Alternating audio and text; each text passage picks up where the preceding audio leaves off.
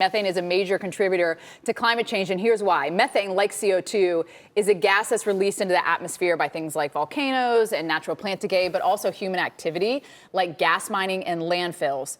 The gas traps the heat in the atmosphere, and while it doesn't stick around as long as CO2, it has 80 times the heating power. So it is a major problem, methane. And so we got to talk about what emits methane: your gas stove, furnace, let's say the water heater in your home, right? All these appliances that you have can actually cause problems when it comes to methane release into the atmosphere, and that would then cause health concerns.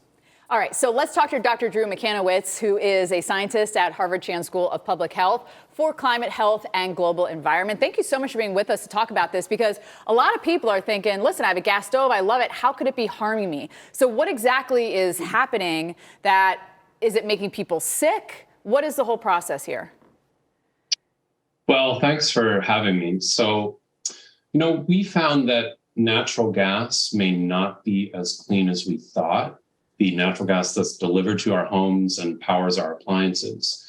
And the way we found that was we actually tested unburned natural gas at the point where we use it. And we found that it can contain chemicals that are damaging to our health if leaked. So you mentioned methane. We know natural gas is mostly methane, is a very powerful climate pollutant. But we really were able to show that natural gas is not just methane. There's other health damaging air pollutants present. So it could be impacting our climate and our air quality and health as well.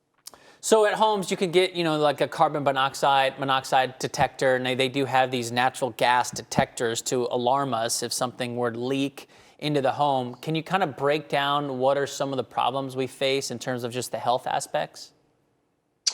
Well, sure. I mean, the way by which we know there's a leak of natural gas or not is actually by our noses. So if you've ever smelled a leak, you know that distinct pungent smell. And that's really how we know if there's a leak or not.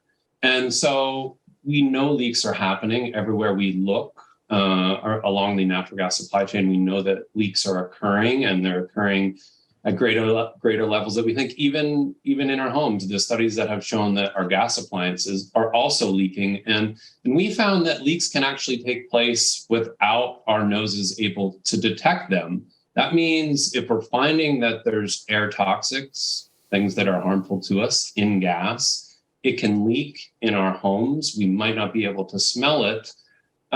This is important because, we spend most of our time inside. We take about 20,000 breaths per day.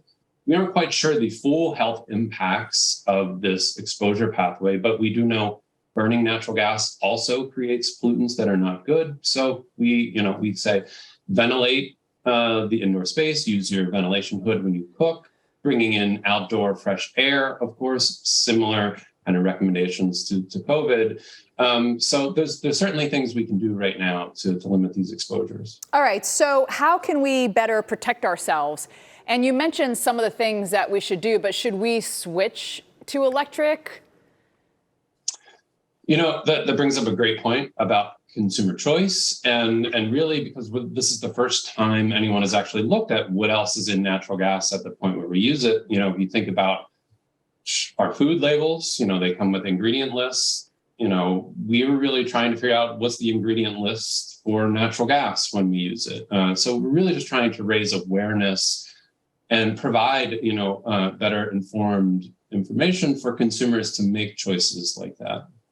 So I'm just trying to think of cooking over a flame. It's very primal, right? I mean, ancestors did it.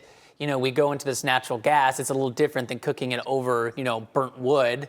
I don't know if we want to get into the differences of that, but how do you go about relaying this message to chefs who say, hey, it cooks more evenly, I'd much prefer a flame?